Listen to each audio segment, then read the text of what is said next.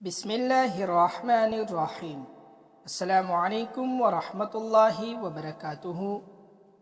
اصحاب فیل اور لشکر ابابیل کا واقعہ۔ یمن اور حبشہ کا بادشاہ ابرہہ تھا۔ اس نے شہر صنعاء میں ایک گرجا گھر بنایا تھا اور اس کی خواہش تھی کہ حج کرنے والے بجائے مکہ مکرمہ کے صنعاء میں آئے اور اسی گرجاگھر کا طواف کرے اور یہی حج کا میلہ ہوا کرے۔ عرب خصوصاً قریشیوں کو یہ بات بہت شاق گزری، چنانچہ قریش کے قبیلہ بنو کنانہ کے ایک شخص نے آپ سے باہر ہو کر صنعاء کا سفر کیا اور ابرہہ کے گرجاگھر میں داخل ہو کر پیشاب اور پاخانہ کر دیا اور اس کے دور و دیوار کو نجاست سے آلودہ کر ڈالا۔ اس حرکت پر ابرہہ بادشاہ کو بہت تیش آیا اور اس نے کعبہ معظمہ کو ڈا دینے کی قسم کھالی اور اس ارادے سے اپنے لشکر لے کر روانہ ہو گیا۔ اس لشکر میں بہت سے ہاتھی تھے اور ان کا پیشرو ایک بہت بڑا پیکرا ہاتھی تھا جس کا نام محمود تھا۔ ابرہہ نے اپنے فوج لے کر مکہ مکرمہ پر چڑھائی کر دی اور اہل مکہ کے سب جانوروں کو اپنے قبضے میں لے لیا، جس میں عبد المطلب کے اونٹ بھی تھے۔ یہی عبد المطلب جو ہمارے حضور خاتم النبیین صلی اللہ علیہ وسلم کے دادا تھے، خانہ کعبہ کے متولی اور اہل مکہ کے سردار تھے۔ یہ بہت ہی رعبدار اور نہایت ہی جسیم اور باشکوہ آدمی تھے۔ یہ ابرہہ کے پاس آئے۔ ابرہہ نے اس کی بہت تعظیم کی اور آنے کا مقصد پوچھا۔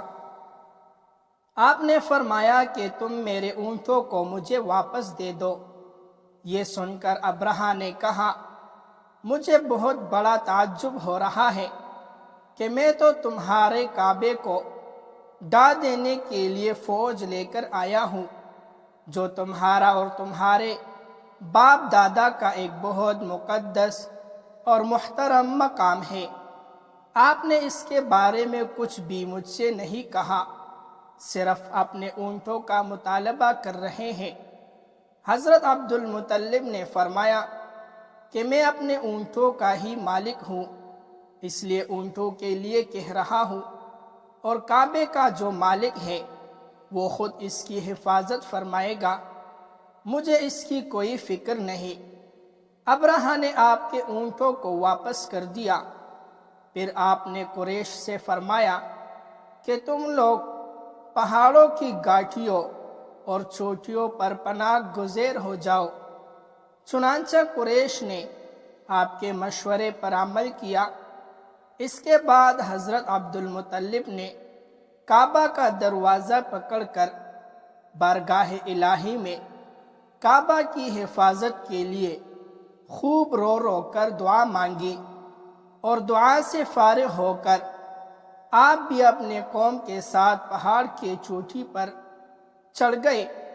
ابرہہ نے صبح تڑکی اپنے لشکر کو لے کر کعبہ مقدسہ پر دو بولے دینے کا حکم دے دیا اور ہاتھیوں کو چلنے کے لیے اٹھایا، لیکن ہاتھیوں کا پیشرو محمود جو سب سے بڑا تھا وہ کعبہ کی طرف نہ چلا، جس طرف اس کو چلاتے تھے چلتا تھا، مگر کعبہ مکرمہ کی طرف جب اس کو چلاتے تھے تو وہ بیٹھ جاتا تھا۔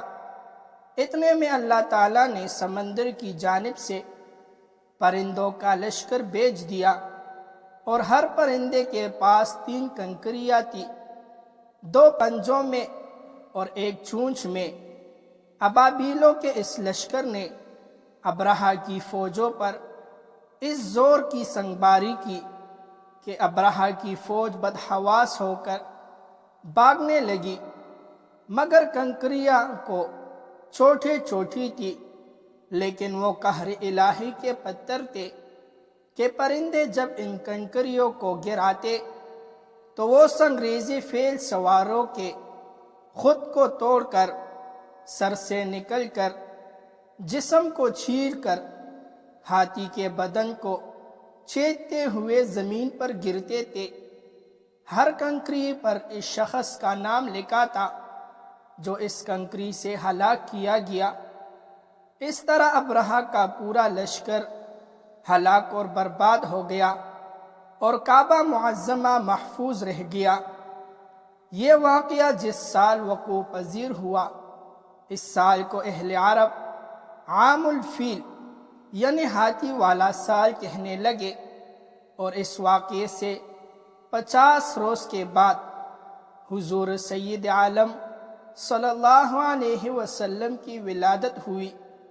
اس واقعے کو اللہ تعالیٰ نے قرآن مجید میں بیان فرماتے ہوئے ایک سورت نازل فرمائی جس کا نام سورۃ الفیل ہے۔